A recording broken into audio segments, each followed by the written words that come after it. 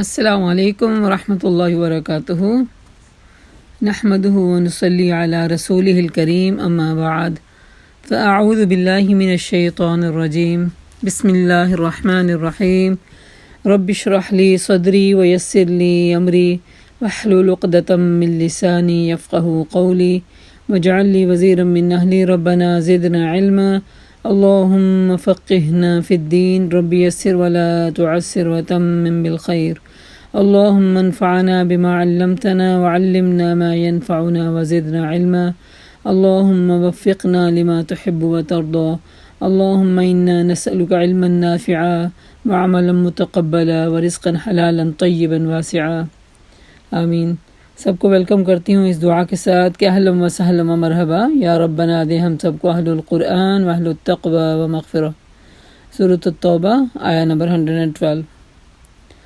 اعوذ باللہ من الشیطان الرجیم التائبون العابدون الحامدون السائحون الراكعون الساجدون الآمرون بالمعروف والناهون عن المنكر والحافظون لحدود الله وبشر المؤمنين۔ اگر اپنی نفس اور اپنے مال اللہ کے راستے میں قربان کرنے کے لیے ریڈی ہو چکے ہیں ہم، اور ہر آن اس کی پکار پہ اپنے مال اور اپنے جانوں کو لے کے حاضر ہو جاتے ہیں، تو یقیناً اللہ کا وعدہ سچا ہے۔ اللہ تعالیٰ فرماتے ہیں یہ ہیں عظیم کامیاب ہونے والے لوگ۔ التائبون، ان کی اب کوالٹیز کیا ہوتی ہیں؟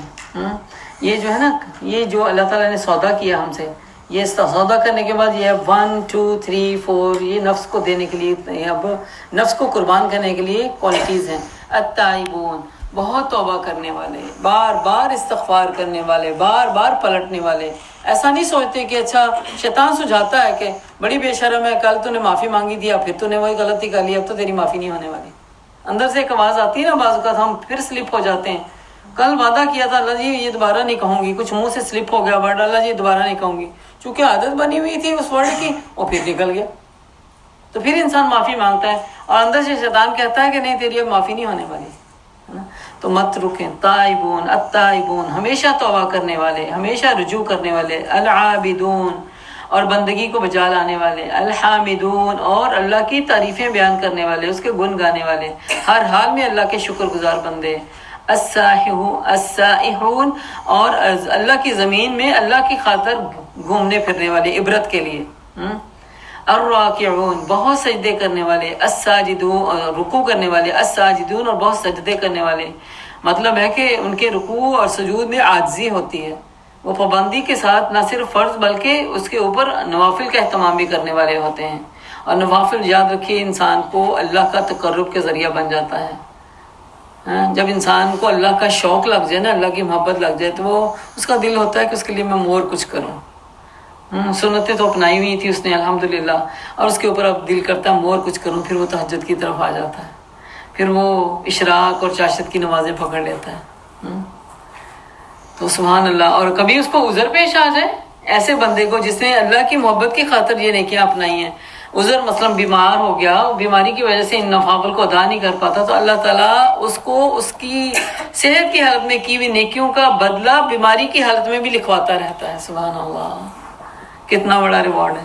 جب انسان اپنی عادت بنا لے نا کوئی چیز، تو کسی وجہ سے حالات، انسان کمزور ہے، بیمار بھی ہو سکتا ہے، سفر میں ہو سکتا ہے، کچھ اونچ نیچ ہو سکتی ہے، بعض اوقات ہوتا ہے کہ آپ نیت کر کے سوئے ہیں کہ میں نے صبح اٹھنا ہے، لیکن تھکاوٹ کی وجہ سے اللہ نے آپ کو تھپیڑے دے کے سلا دیا، اور آپ اٹھ ہی نہ پائے، آپ کو الارم بھی نہیں پتہ چلا، اور آپ کہتے ہیں اف میری تہجد رہ گئی۔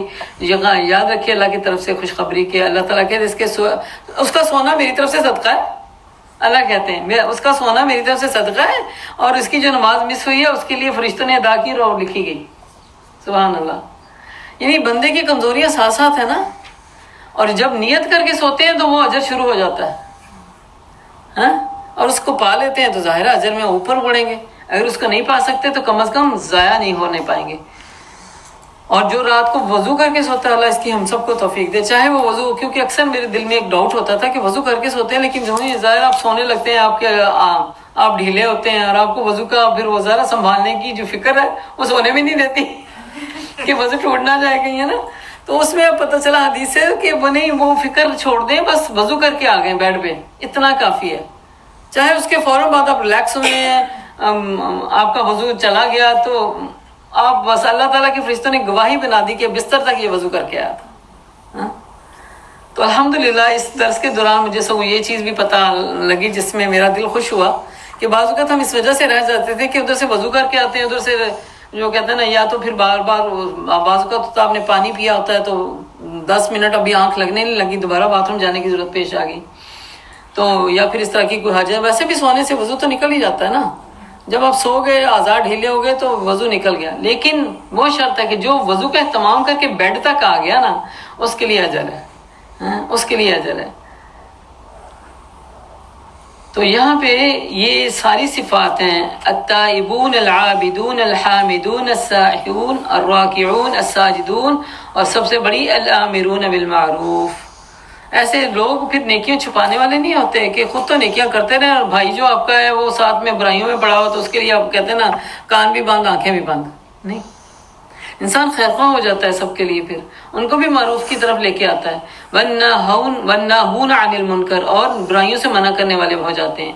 اور سب سے بڑی بات والحافظون لحدود اللہ، اللہ کی حدود کی حفاظت کرنے والے. اللہ کا اسلام ایک دائرہ ہے، ایک رنگ ہے، اور اس رنگ کے اندر جب انسان آ گیا تو اس کی حفاظت کرنے والے ہوتے ہیں. اب اس کی رول ریگولیشن کو اس نے اپنانا ہے. بالکل اس کی مثال ایسے ہے جیسے آپ اسمبلی ہال میں چلے جائیں اگر، تو وہاں کی اپنی ایک قانون ہے نا، کیسے بیٹھنا ہے، اس میں کوئی بات بھی کرنی ہے تو اپنی اجازت کے بغیر نہیں کرنی، اور کچھ اور اپنی مرضی کے کام نہیں کرنے، بلا وجہ اپنے اٹھ بیٹھنا نہیں ہے. یہ سارے رولز ہوتے ہیں ہر اسمبلی میں، ہر لوگوں کے. اب اس میں اگر چلے گئے تو اس کو اپنانا تو ہماری ذمہ داری بن جاتی ہے، اور ہر انسان کو اپناتا ہے، ہر انسان اپناتا ہے اس میں جا کے. اگر نہیں اپنائے گا تو وہ اس کو وہاں سے اٹھا دیں گے. لیکن جو باہر گلی میں چل رہا ہوتا ہے تو اس کو تو نہیں اپنانے کی ضرورت. اٹ مین کہ اب جب ہم اسلام کے دائرے میں اس اسمبلی میں آ چکے ہیں تو اٹ مین کہ وہ ہم والحافظون لحدود اللہ کے زمرے میں آ چکے ہیں کہ اللہ کی حدوں کو حفاظت کریں. وبشر المؤمنین، یہ خوشخبری ہے ایمان لانے والوں کے لیے جن کے پاس یہ کوالٹیز ہیں. اے نبی ان مومنوں کو خوشخبری دے دیجئے. نبی کو اور ان لوگوں کو جو ایمان لائے ہیں زیبا نہیں ہے کہ مشرکوں کے خلاف مغفرت کی دعا کریں، چاہے ان کے رشتہ داری کیوں نہ ہو، جبکہ ان پر یہ بات کھل چکی ہے کہ وہ جہنم کے مستحق ہیں. آپ کو پتہ ہے نا، ابو طالب جو تھے چچا، بہت رحم دل تھے. آپ صلی اللہ علیہ وسلم بچپن میں جیسے یتیم ہو جاتے ہیں، بچپن سے پہلے، پیدائش سے پہلے جیسے یتیم ہو جاتے ہیں، اور کہ پھر آپ کی پرورش کا مسئلہ پہلے دادا نے سنبھالا، وہ بھی جلدی چل پڑے، پھر اس کے بعد چاچا نے، اور چاچا یہ کہ آپ کی بہترین آپ کی تربیت کر رہے تھے، اور بہترین آپ کے لیے ڈھال بنے ہوئے تھے. یہاں تک کہ شعبہ ابی طالب میں بھی آپ کے ساتھ انہوں نے وہ سفر کاٹا جو مسلمانوں کے اوپر انہوں نے سختی والا بنایا تھا. اور آخری وقت جب آیا تو اللہ کے نبی صلی اللہ علیہ وسلم آ کے ان کے پاس التماس کر رہے تھے کہ یا میرے عم چاچا ایک دفعہ یہ کلمہ پڑھ لیں، ہو سکتا ہے آپ کے اس کلمے پڑھنے کی بعد میں اللہ کے ہاں سفارش کر سکوں کہ میرے چاچا کو بخش دیا جائے. لیکن ابو جہل اور ابو بنو امیہ کا جو آدمی تھا وہ وہاں کھڑا تھا، بار بار ان کو شیطان کا علمدار بن کے تو بار بار روک رہا تھا، کیا کر رہے ہو، جاتے جاتے اپنے ابا اجداد کا دین چھوڑ کے جا رہے ہو، کیا منہ لے کے جاؤ گے. یہ وہ اس طرح کی غیرتیں اور انا دکھا رہے تھے. ایسے میں کیا ہوا، ابو طالب نے رک گئے اور یہاں تک کہ جان چلی گئی. اب اللہ کے نبی ان کے لیے دل ظاہر ہے وہ باپ کی طرح تھے نا، اور باپ دنیا سے چلا جائے تو بندہ کیسے نہیں ان کے لیے روتا اور کیسے نہیں ان کے لیے دعائیں کرتا. ان کا تو واحد سہارا تھا. جس سال میں ابو طالب جاتے ہیں اس سال میں اماں ختیجہ بھی فوت ہو جاتی ہے. وہ غم کا سال تھا آپ کے لیے، بہت غم کا سال تھا. تو آپ کے دل میں ان کے لیے دعا کرنے کا خیال ہی آیا تو اللہ نے آیات نازل کر دی کہ مشرکین کے لیے مغفرت کی دعا نہیں کر سکتے، ان کے رشتہ داری چاہے کیوں نہ ہو. ایک میں نے ریورڈ کو سنا تھا ایسے یوٹیوب پہ، اتنا وہ رو رو کے اس بات پہ وہ ہلکان ہو گیا تھا. شاید آپ لوگوں نے کبھی دیکھا سنا ہو کہ آپ لکی ہیں کہ آپ اپنے والدین کے لیے دعا تو کر سکتے ہیں. میں اپنے والدین کے لیے دعا بھی نہیں کر سکتا. اور یہ کتنی بڑی تکلیف کی بات ہے کہ جب آپ والدین سے محبت کرنے والے ہوں اور ان کے لیے دعا نہ کر سکتے ہوں، اور اللہ نے روک دیا ہو کہ دعا نہیں کر سکتے. کیونکہ ایمان پہ تو کسی کا وہ طاقت نہیں ہے کہ کسی کو زبردستی لا کے کھڑا کر دے، لیکن رشتوں کا الفت محبت تو اندر موجود ہوتی ہے نا، وہ کنیکشن تو موجود ہوتا ہے، تو اس کنیکشن سے کیسے کٹا جائے.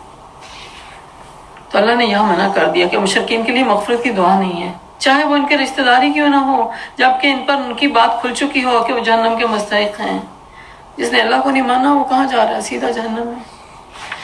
ابراہیم علیہ السلام نے اپنے باپ کے لیے دعا مغفرت کی تھی اس وقت جب ان کو پتہ نہیں تھا، اور اس وعدے کی وجہ سے کی تھی جو اس نے اپنے باپ سے کیا تھا کہ میں سلام علیہ کا، میں آپ کے لیے ضرور معافی مانگوں گا. سر مریم میں آتا نا، جب باپ نے کہا کہ تجھے میں بدر کرتا ہوں، ملک بدر کرتا ہوں، نکل جاؤ، میں تجھے اپنی جائیداد سے آگ کرتا ہوں تو میری نظروں سے دور ہو جاؤ. تو انہوں نے پھر کہا تھا باپ کے لیے سلام علیک، میں آپ کے لیے سلامتی اور میں دعا کروں گا کہ اللہ تعالیٰ، کیونکہ وہ بڑا بخشنے والا ہے، کہ آپ کو بخش دے. اللہ تعالیٰ نے پھر جب وہ یہ بات واضح کر دی تو ابراہیم علیہ السلام نے ریپینٹ کر لیا فوراً. یہاں پہ اس بات کا ذکر آ رہا ہے جب وہ بات کھل گئی کہ اس کا باپ اللہ کا دشمن ہے تو وہ اس سے بیزار ہو گئے. حق یہ ہے کہ ابراہیم بڑا ہی رقیق القلب یعنی نرم دل اور خدا ترس اور بردبار انسان تھے. جو دل کی نرمی والے ہوتے ہیں وہ دوسروں کے دکھ کو، دوسرے کی چیزوں کو، دوسرے میں ہمدردیوں کو اس طرح ہی فیل کرتے ہیں جس طرح اپنے لیے گلتے ہیں. سیدنا ابو ہریرہ کہتے ہیں کہ آپ نے فرمایا ابراہیم علیہ السلام قیامت کے دن اپنے والد آزر کو دیکھیں گے، ان کے منہ پر سیاہی اور گرد و غبار ہوگا. آپ اس سے کہیں گے کہ میں نے تمہیں کہا نہ تھا کہ میری نافرمانی نہ کریں. آپ کا باپ کہے گا آج میں تمہاری نافرمانی نہیں کروں گا. اس وقت سیدنا ابراہیم عرض کریں گے پروردگار تو نے مجھ سے وعدہ کیا ہے کہ میں قیامت میں کے دن تجھے رسوا نہیں کروں گا. اس سے بڑھ کر اور کیا رسوائی ہو سکتی ہے کہ میرا باپ اس حال میں ہے اور دنیا پہچان رہی ہے کہ یہ میرا باپ ہے. تو اللہ تعالیٰ فرمائیں گے کہ میں نے کافروں پر جنت حرام کر دی ہے. پھر کہا جائے گا ابراہیم ذرا اپنے پاؤں تلے تو دیکھو. اسی وقت ان کے باپ کو ایک جگہ سے ایک نجاست سے لتھڑا ہوا بچھو بنا کے نظر آئے گا. ان کو اللہ بچھو بنا دے گا اور وہ بھی نجاست سے یعنی گندگی سے لپٹا ہوا. تو پھر فرشتے ان کے پاؤں پکڑ کر اس کے پاؤں پکڑ کر دوزخ میں ڈال دیں گے اس کو. اور پردے پردہ اللہ کہیں گے کہ اے ابراہیم اب تو نہیں تجھے رسوائی ہو رہی نا، اب تو کوئی نہیں پہچان رہا کہ تیرا باپ کی طرح. تو ابراہیم علیہ السلام اللہ کے بہت زیادہ فرمانبردار اور تابعدار انسان تھے. تو انہوں نے فوراً ریپینٹ کر لیا جو ہی اللہ کا حکم آیا تھا. ایک مومن کی شان ایسی ہونی چاہیے جہالت میں کوئی اور کام کر رہے تھے، کوئی نیکی سمجھ کے کر رہے تھے اور اللہ کا حکم آ گیا، پتہ چل گیا، بس چھوڑ دیا. اللہ کا طریقہ یہ، اللہ کا طریقہ نہیں ہے کہ لوگوں کو ہدایت دینے کے بعد پھر گمراہی میں مبتلا کر دے. وَمَا كَانَ اللَّهُ لِيُضِلَّ قَوْمًا بَعْدَ إِذْ هَدَاهُمْ. اگر اللہ نے ہمیں قرآن اور سنت سے جوڑ دیا ہے تو اس پہ یقین رکھنے کے لیے ہمیں مان دینا چاہیے کہ ہم سچے ہیں. تو اللہ کبھی گمراہ نہیں کرے گا، یہ اللہ کا وعدہ ہے. جب تک انہیں صاف صاف بتا نہ دیں کہ انہیں کن چیزوں سے بچنا چاہیے، ہے نا. انہیں پتہ ہونا چاہیے کہ بچنے کے مقام کون کون سے ہیں، کون سی برائیوں سے بچنا ہے اور کون سی کام کرنے والے ہیں اور کون سے چھوڑنے والے ہیں. ان اللہ بکل شیء علیم، کیونکہ اللہ تعالیٰ کا علم تو بے شک اللہ تعالیٰ ہر چیز کا علم رکھتا ہے. اور یہ واقعہ ہے کہ اللہ ہی کے قبضے میں آسمان و زمین کی سلطنت ہے اور اسی کے اختیار میں زندگی و موت ہے. تمہارا کوئی حامی و مددگار ایسا نہیں ہے جو تمہیں اس سے بچا سکے. اللہ نے معاف کر دیا نبی کو.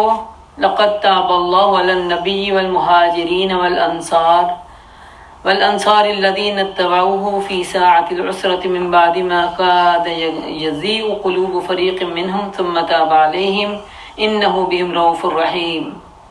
اللہ نے معاف کر دیا نبی علیہ السلام کو اور مہاجرین و انصار کو جنہوں نے بڑی تنگی کے وقت میں نبی کا ساتھ دیا تھا. یاد رکھیے خوراکی میں تو ہر کوئی انسان آگے بڑھ جاتا ہے، صحت میں بھی ہر کوئی انسان بڑھ سکتا ہے، خرچ کرنے میں بھی انسان کو اللہ نے مال دیا تو کوئی اس کو مشکل نہیں لگے گی. لیکن تنگی میں اللہ کے دین کا ساتھ دینا، بیماری میں اللہ کے دین کے لیے کھڑے ہو جانا اور مشکل میں اللہ تعالیٰ کے نبی کی سنت کو پکڑ کے رکھنا، یہ سب سے بڑی نیکی ہے.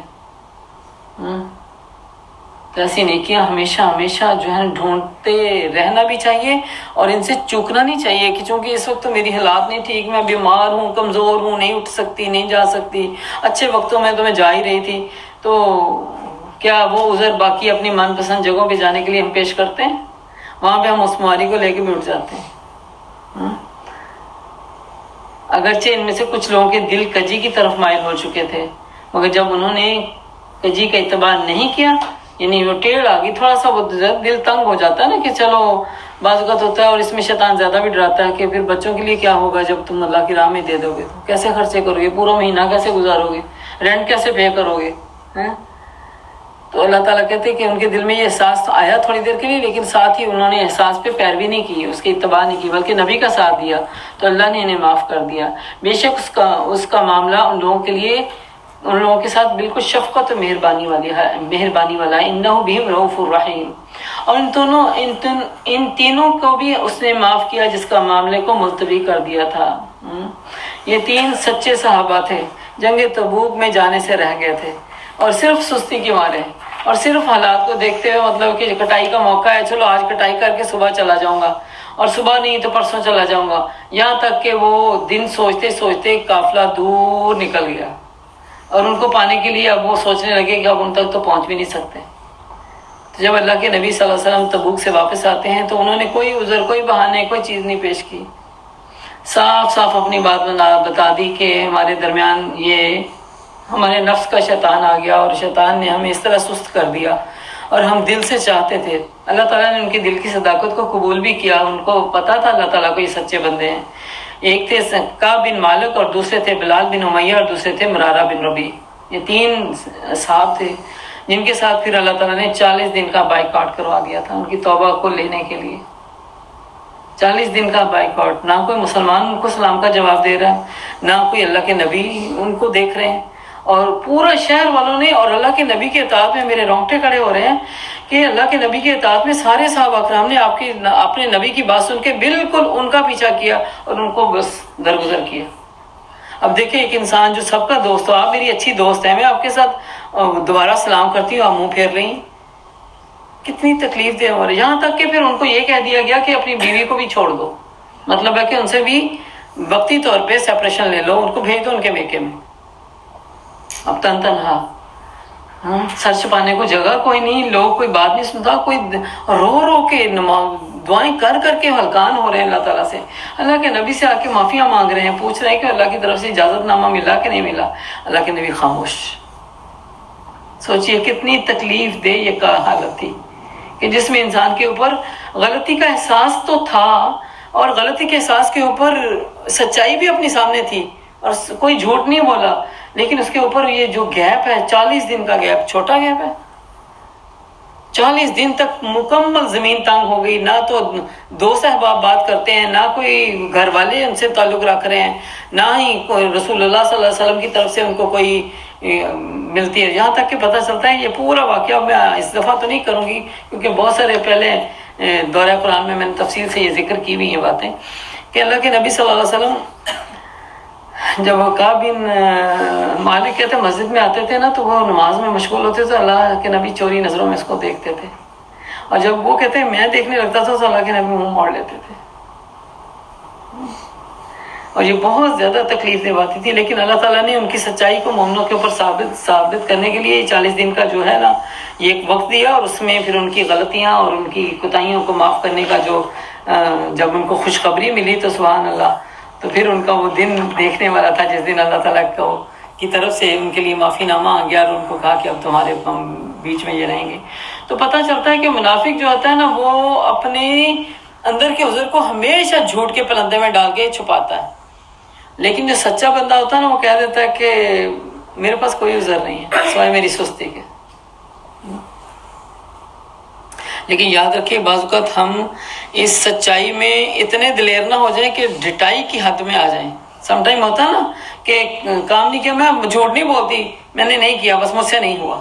پوری محفل میں بیٹھ کے اپنے اتنے دھڑلے سے کانفیڈنس سے یہ بات منہ پہ مار دی تو باقیوں کے حوصلے آپ نے بلند کیے کہ نیچے کیے. تو یہ دلیری اللہ کو پسند نہیں ہے. یہ بھی منافقانہ عادت ہے کہ ہم کہتے ہیں ہم تو میں بڑی سچی ہوں، اس لیے میں دل میں نہیں رکھتی، میں منہ پہ کہتی ہوں آپ ایسی اور ایسی ہیں. تو یہ بھی بد اخلاقی تو ہے نا. تو ہم سمجھتے ہیں آج نبی ہمارے پاس ہوتے، اگر وہی اتر رہی ہوتی تو ہمارا معاملہ کدھر ہوتا پھر. یا ایھا الذین آمنوا اتقوا اللہ وکونوا مع الصادقین، اے لوگوں جو ایمان لائے ہو اللہ سے ڈرو اور سچے لوگوں کا ساتھ دو۔ یہ ہے کرنے کے کام، سچے رہنے کے لیے سچے لوگوں کا ساتھ دینا ضروری ہے، ورنہ ہماری سچائی بھی کہیں جھوٹ کے پلندے میں نہ لپٹ جائے، کیونکہ اکیلا اکیلا ہی ہوتا ہے نا، مل کے طاقت بنتی ہے، مل کے طاقت بنتی ہے۔ سبحان اللہ، جب میں ناروے سے موو ہوئی تھی ادھر، تو میں ادھر میرے خیال دور دور تک مجھے نہیں پتا کہ میرے ساتھ بھی کوئی نقاب کرنے والا تھا۔ میں نے جب شروع سے کرنے والے تھے، بیچ میں ذرا پھر ایک حالات آئے کہ کہا کہ نہیں مرزائی لوگ کرتے ہیں ادھر تو نہ کرو، پھر جب دین کی سمجھ آئی میں کہا کہ نہیں، لوگ بھلے مرزائی سمجھے مجھے جان، لیکن میرے رب کا حکم میں نے کرنا ہے۔ تو پھر بھی وہاں پہ ہیسیٹیشن ہوتی تھی کہ لوگ دیکھ رہے تھے، اور پلٹ کے لوگ وہاں پہ تھوڑا ہے بھی، تھوڑا تعصب ہے، زیادہ کرتے ہیں۔ اور یہاں پہ جب آئی تو میرا حوصلہ بلند ہو، جو میں نے ارو برو تو وہ دیکھا ساتھ میں، ہے نا۔ تو یہ آپ کو میرے اندر ایک طاقت ملی، مجھے وہ جو اندر کی ایک تھی نا تھوڑا ڈر کہ میں جا رہی ہوں، پتہ نہیں لوگ کیا کہیں گے، یہ ہوتا ہر انسان کے اندر، کیوں آپ اجنبی دکھ رہے ہیں۔ تو جب عرب عورتوں کو دیکھا تو سبحان اللہ، تو میرے قدم اللہ نے مضبوط کیے، ہے نا۔ تو یہ ہوتی ہے سچائی کا ساتھ ملنے سے، آپ کے سچوں کا ساتھ دیں تو آپ کے قدم بھی مضبوط ہو جائیں گے۔ یہاں پہ ہمیں اللہ تعالیٰ اللہ سے ڈرنے کے بعد کونوا مع الصادقین کہتے ہیں کہ سچوں کے ساتھ ہو جاؤ۔ وآخر دعوانا ان الحمد للہ رب العالمین۔ اس دعا کے ساتھ کہ یا الہی، بہت زیادہ توبہ کرنے والا، بہت زیادہ عبادت گزار اور بہت زیادہ تسبیح کرنے والا، رکوع سجود کرنے والا، امر بالمعروف و نہی عن المنکر کرنے والے بنا دے۔ یا اللہ اپنی حدود کی حفاظت کرنے والے ہمیں بنا دے۔ یا اللہ تو ہم سب کو چنے ہوئے بندوں میں شامل فرما۔ یا اللہ تنگی اور فراخی میں ہر حال میں اپنے راستے میں خرچ کرنے والا بنا دے۔ یا اللہ بخیلی سے اپنی پناہ میں رکھ۔ یا اللہ ہمیں کثرت سے نفلی عبادت کرنے کی توفیق عطا فرما۔